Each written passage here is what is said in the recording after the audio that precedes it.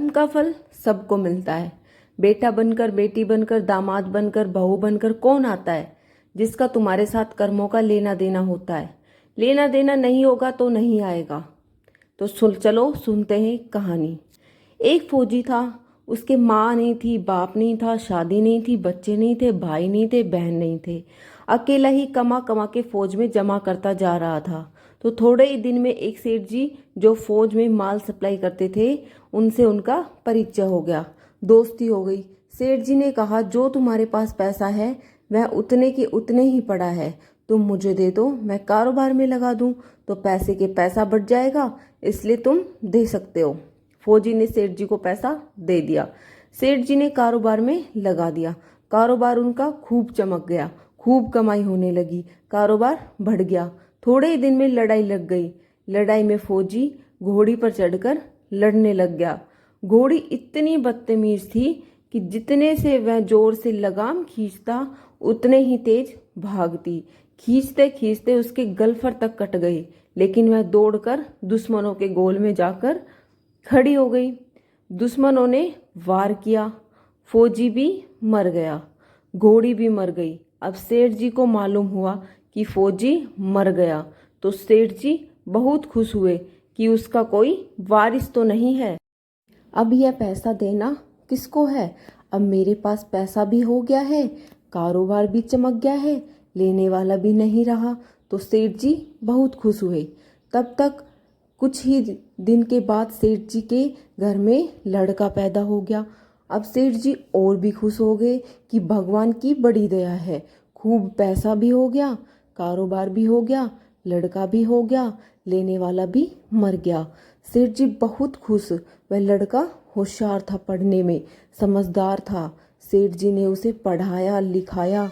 जब वह पढ़ लिख कर बड़ा हो गया तो सोचा कि अब यह कारोबार संभाल लेगा, चलो अब इसकी शादी कर देते हैं। शादी करते ही घर में आ गई बहू रानी, दुल्हन आ गई। उसने सोचा कि चलो बच्चे की शादी हो गई है, अब कारोबार संभालेगा। लेकिन कुछ ही दिन के बाद बच्चे की तबीयत खराब हो गई। अब सेठ जी डॉक्टर के पास, हकीम के पास, वैद्य के पास दौड़ रहे थे। वैद्य जी जो दे रहे हैं दवा खिला रहे हैं और दवा असर नहीं कर रही। बीमारी बढ़ती ही जा रही थी, पैसा बर्बाद हो रहा और बीमारी बढ़ती ही जा रही। रोग कट नहीं रहा, पैसा खूब लग रहा। अब अंत में डॉक्टर ने कह दिया, लाइलाज मर्ज हो गया है, इसको अब असाध्य रोग हो गया है, यह बच्चा 2 दिन में मर जाएगा। डॉक्टर के जवाब देने पर सेठ जी निराश हो गए। बच्चे को लेकर रोते हुए आ रहे थे। रास्ते में एक आदमी मिला। कहा, अरे सेठ जी क्या हुआ, बहुत दुखी लग रहे हो। सेठ जी ने कहा, यह बच्चा जवान था, हमने सोचा बुढ़ापे में मदद करेगा, अब ये बीमार हो गया। शादी होते हमने इसके लिए खूब पैसा लगा दिया, जिसने जितना मांगा उतना दिया, लेकिन आज डॉक्टरों ने जवाब दे दिया है, अब यह बचेगा नहीं, असाध्य रोग हो गया है, लाइलाज मर्ज है, अब ले जाओ घर, 2 दिन में मर जाएगा। आदमी ने कहा, अरे सेठ जी तुम क्यों दिल छोड़ रहे हो, मेरे पड़ोस में वैद्य जी दवा देते हैं, 2 आने की पुड़िया खाकर मुर्दा भी उठकर खड़ा हो जाता है, जल्द ही से तुम वैद्य जी की दवा ले आओ। सेठ जी दौड़कर गए, 2 आने की पुड़िया ले आए और पैसा दे दिया। पुड़िया आए बच्चे को खिलाई, बच्चा पुड़िया खाते ही मर गया। बच्चा मर गया। अब सेठ जी रो रहे हैं, सेठानी भी रो रही है, बहू रानी और पूरा गांव भी रो रहा है। गांव में शोर मच गया कि बहू रानी सेठ की कमर जवानी में टूट गई। सब लोग रो रहे हैं, जब तक एक महात्मा जी आ गए। उन्होंने कहा, भाई क्यों रोना धोना। लोग बोले, इस सेठ का एक ही जवान लड़का था, वह भी मर गया, इसलिए सब लोग रो रहे हैं, सब दुखी हो रहे हैं। महात्मा बोले, सेठ जी रोना क्यों। सेठ महात्मा, जिसका जवान बेटा मर जाए वह रोएगा नहीं तो क्या करेगा महात्मा। तो सेठ, हाँ, सेठ जी ने बोला, हाँ कारोबार के लिए पैसा मिला था तो खुशी थी महात्मा। अरे उस दिन तो आपकी खुशी का ठिकाना ही नहीं था। सेठ, किस दिन महात्मा जी?